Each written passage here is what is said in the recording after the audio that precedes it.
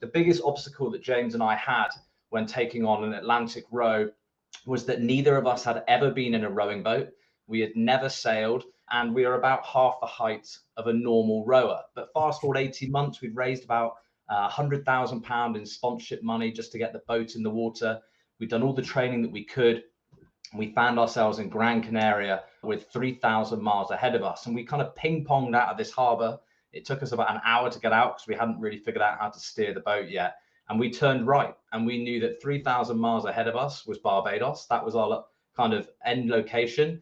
We'd worked so hard to make this a reality, and now it was up to us to get going and essentially make it to the other side. And it became really evident, from day one that we had bitten off probably more than we could chew. Soon enough, we realized that rowing an ocean was less about physical endeavor and really more about overcoming obstacle after obstacle after obstacle.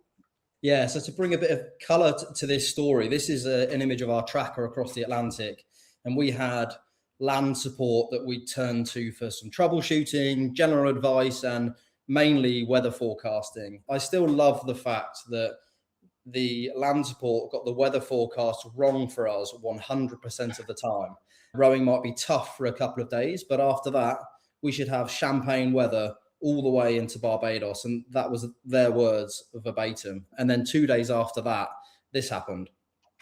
Let's take a look out in the tropics, and I'll show you what's going on. We've got a hurricane in the tropics during the month of January. There have only been 4 named storms since we've been keeping records. Yeah, it's a fantastic example of that forecasting. And this is that same tracker zoomed in. So every blue dot you can see is the GPS sent from our boat every 6 hours. So as you can see, it's all going relatively well until it wasn't. We ate to row, we slept to row, and now not only could we not make progress towards that goal, but we got pushed back over 100 miles over the course of 3 days. And we really, really struggled with it. And in the Atlantic, it's very black and white. There's nothing we can do about it. And it took us having a very stern conversation with ourselves to realize that we can only control what we can control, and we've got to let everything else go. And the best teams that we work with around the world are very good at doing that exact thing. They don't not experience setbacks, or they don't not face challenges. But when they do, they face it with optimism. And at some point in those 3 days, we can't quite pinpoint when, but it was like someone had flicked a switch. And we came out of that storm genuinely 2 different people on that boat. We went from really struggling to actually thriving.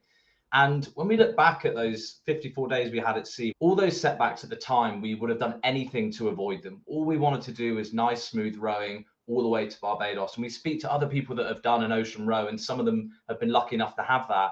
But when we look back in hindsight, the greatest kind of things that we drew from this adventure came from those incredibly hard times.